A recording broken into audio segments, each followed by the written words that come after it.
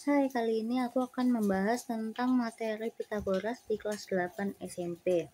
Jadi, teorema Pitagoras adalah teorema yang menyatakan hubungan panjang sisi pada segitiga siku-siku, di mana sisi A dan sisi B merupakan sisi tegak daripada segitiga siku-siku, sedangkan sisi C merupakan sisi miring dari segitiga siku-siku.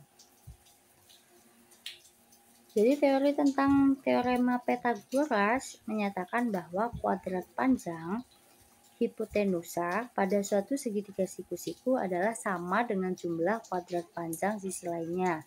Jadi, misal kita menggunakan atau mencari sisi miring dari sebuah segitiga siku-siku, maka menggunakan rumus berikut, yaitu C kuadrat sama dengan A kuadrat plus B kuadrat. Di mana C kuadrat ini nantinya akan dicari nilai sisi miringnya saja dengan mengakarkan penjumlahan kuadrat tersebut. Sedangkan untuk mencari sisi A, maka menggunakan A kuadrat sama dengan C kuadrat min B kuadrat. Dan dicari juga sisi A-nya saja dengan mengakarkan pengurangan tersebut. Sedangkan untuk mencari sisi B, maka kita menggunakan rumus B kuadrat sama dengan C kuadrat min A kuadrat. Dan untuk mencari sisi B-nya saja, kita juga mengakarkan pengurangan dari rumusan ini. Jadi sini aku mau membahas tentang latihan soalnya juga. Yang pertama soalnya, terdapat segitiga PQR siku-siku di Q. Jika diketahui panjang sisi PQ 5 cm dan QR adalah 12 cm, maka panjang sisi PR adalah, kita gambarkan terlebih dahulu dalam bentuk sebuah segitiga.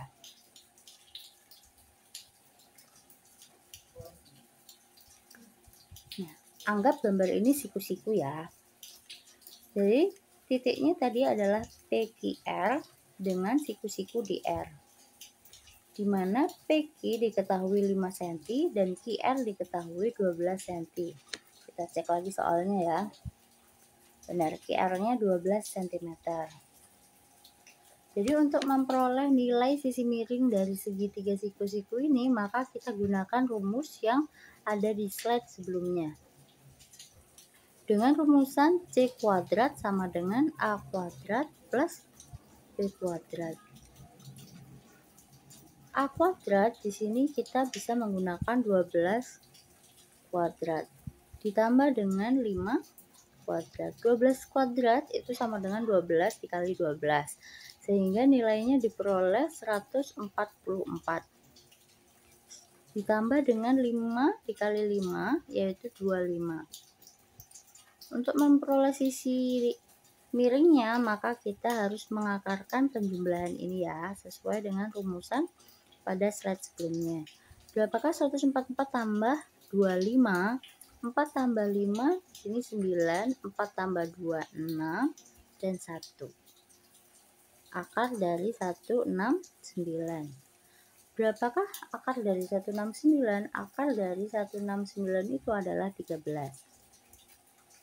Maka dapat diperoleh bahwa panjang dari sisi C-nya adalah 13. Selanjutnya ada akibat dari teorema Pitagoras. Jadi ketika kita memperoleh nilai A kuadrat plus B kuadrat sama dengan C kuadrat, maka segitiga tersebut merupakan segitiga siku-siku. Sedangkan jika kita memperoleh A kuadrat plus B kuadrat lebih dari C kuadrat, maka dia merupakan segitiga tumpul. Dan jika kita memperoleh hasil A kuadrat plus B kuadrat kurang dari C kuadrat, maka segitiga yang tergambarkan merupakan segitiga lancip. Di sini juga ada latihan soalnya. Jadi selidikilah 3 jenis segitiga berikut menggunakan konsep teorema Pitagoras. Yang pertama, ketika nilainya adalah 5, 8, dan 10. Jadi dapat dipastikan bahwa sisi miringnya di sini adalah 10. Kita gunakan A kuadrat plus B kuadrat. berapakah nilai A kuadrat plus B kuadrat pada soal A? Maka kita dapat menggunakan 5 pangkat 2 plus 8 pangkat 2. 5 pangkat 2 itu 25 ditambah 8 kali 8 dia 64. Sedangkan C-nya tadi di situ adalah 10. Jadi 10 kali 10 adalah 100, ya kan? Jadi di sini 25 ditambah 64 adalah berapa? Jadi 5 tambah 4 sama dengan 9 dan 2 ditambah 6 dia adalah 8. Maka hasilnya adalah 89. Berarti nilai 89 ini lebih kecil daripada nilai 100. Maka dapat disimpulkan segitiga berikut merupakan segitiga lancip sesuai dengan akibat teorema Pythagoras ini.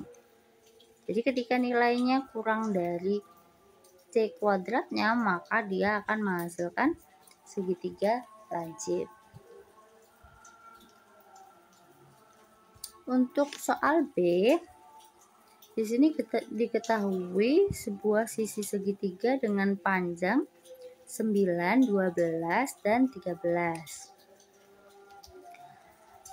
Maka kita hitung 9 itu sebagai A, jadi 9 pangkat 2 ditambah dengan 12 pangkat 2. Dan sisi terpanjang selalu sisi miring, yaitu 13 pangkat 2. Jadi 9 kali 9 adalah 81. Dan 12 kali 12 adalah 144. Sedangkan 13 kali 13 adalah 169. 81 tambah 144. 1 tambah 4, 5. 8 tambah 4, dia 12, jadi 225. Sedangkan di sini nilai 169 itu lebih kecil, sehingga nilai A plus B itu lebih besar daripada nilai sisi miringnya. Sehingga dapat disimpulkan bahwa segitiga ini merupakan segitiga tumpul sesuai dengan teori akibat teorema Pythagoras yang kedua. Nah, untuk soal yang ketiga di sini aku garisi aja ya. Untuk soal yang ketiga di sini diketahui nilai A-nya kita anggap 7, jadi 7 pangkat 2 ditambah dengan 24 pangkat 2 dan 25 pangkat 2.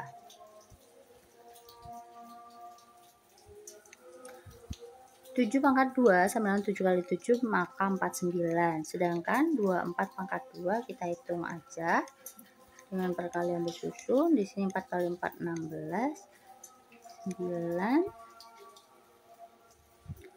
8 4, maka hasilnya 576.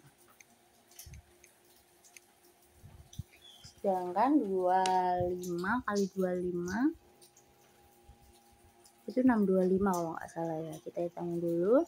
5 kali 5 2 10 12 10 simpan 1 4 5 ya 625. Jadi yang sisi 25 pangkat 25 adalah 625. Selanjutnya kita tambahkan penjumlahan A dan B nya 49 ditambah 576. Jadi 9 tambah 6 di sini 15 simpan 1. Ya kan?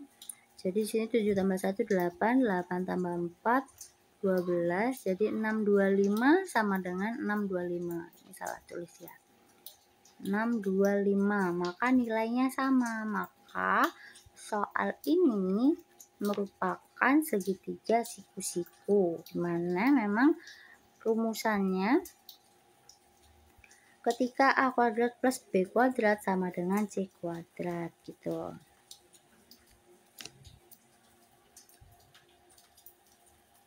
Jadi ketika kalian dapat kesulitan, kalian boleh komentar di kolom komentar ya.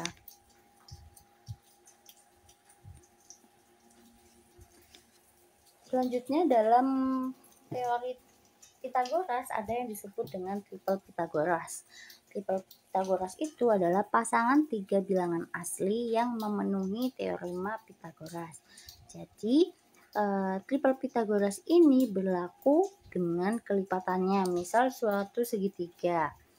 Suatu segitiga aku gunakan yang contoh pertama, dia ada nilai 3, 4, 5. Jadi aku tulis bahwa segitiga memiliki panjang sisi 3 cm, 4 cm, dan 5 cm.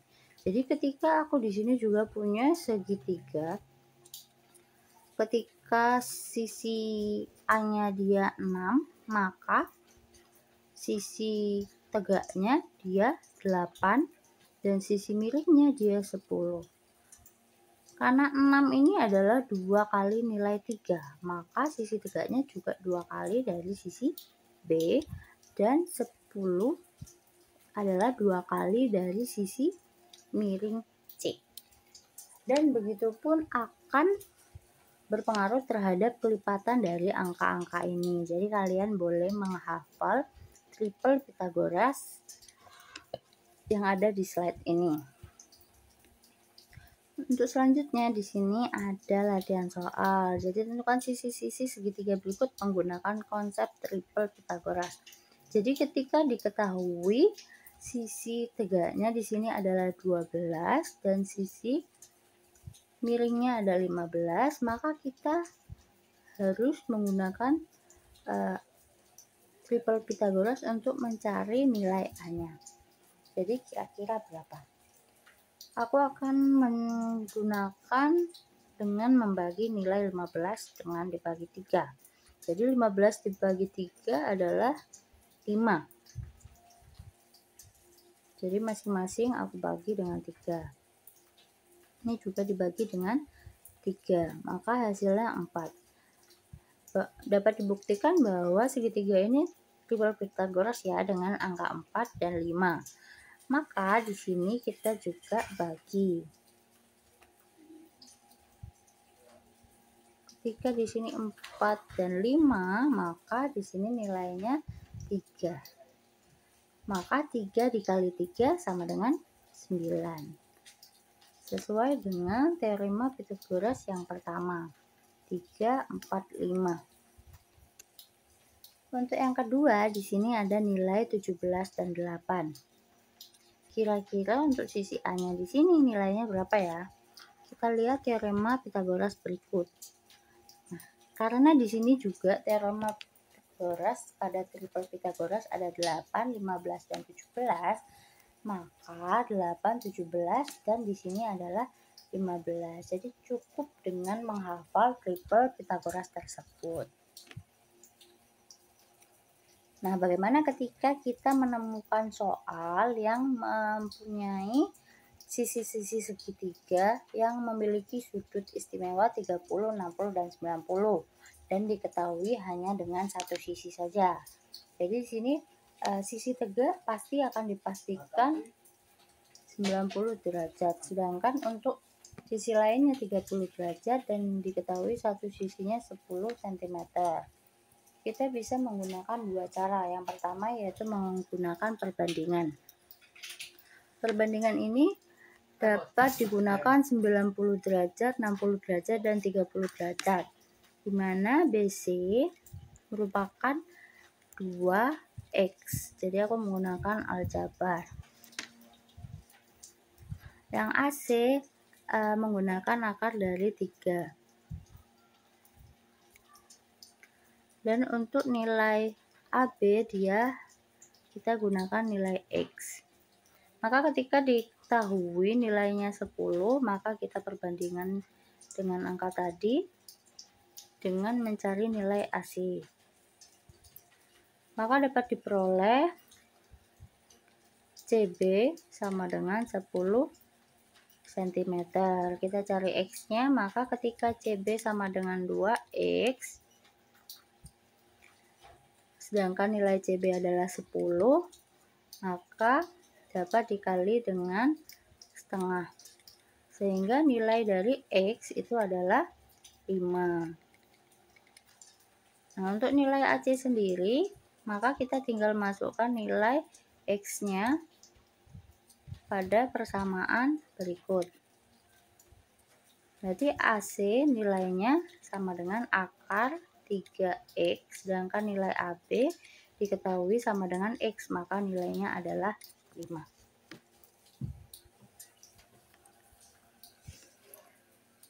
Untuk cara kedua, kita dapat menggunakan trigonometri, di mana menggunakan sin, cos, dan tan. Dalam teorema Pythagoras, dalam trigonometri ini, sin, kita dapat mencari rumusnya dengan rumusan depan dibagi miring. Sedangkan cos yaitu samping per miring. Dan tan dia menggunakan depan per samping. Jadi apa sih yang dimaksud dengan depan, miring, dan samping? Nah, dari sebuah sudut-sudut segitiga ini ada 30, 90, dan 60. Ketika kalian akan mencari nilai AC, maka sudut yang digunakan adalah sudut 60 derajat. Karena sudut AC berada di depan sudut B. Sedangkan ketika kalian mencari sisi CB, maka ada di depan sudut 90 derajat. Dan untuk mencari nilai AB, kalian bisa menggunakan sudut di depan 30 derajat, atau kalian bisa menggunakan satu sudut untuk seluruh sisi. Misalnya di sini saya menggunakan sudut B yaitu 60 derajat untuk mencari nilai AC. Jadi kita gunakan sudut 60 derajat. Karena sudut AC di depan, maka kita menggunakan sin. Sudutnya 60, maka jadi sin 60. Sisi depan dari sudut 60 itu tidak diketahui, maka kita anggap dengan X, sedangkan sisi miringnya adalah 10. Sin 60 kita menggunakan sudut istimewa yang sudah diketahui. Di sini sin 60 adalah setengah akar 3. Maka kita masukkan langsung dalam sudut yang diketahui. Jadi di sini adalah setengah akar 3. Nilai X-nya tetap dan sisi miringnya 10. Karena yang dicari adalah nilai X, maka kita pindahkan ke ruas kanan. Jadi kita kalikan setengah akar 3 dengan 10.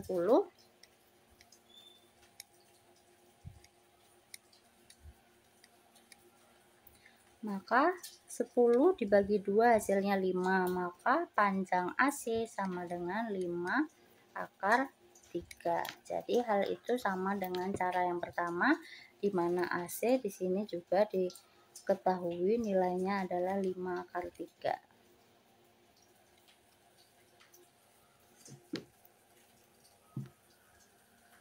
Jadi cukup sekian untuk pertemuan kali ini. Jika ada pertanyaan, silahkan komentar di kolom komentar.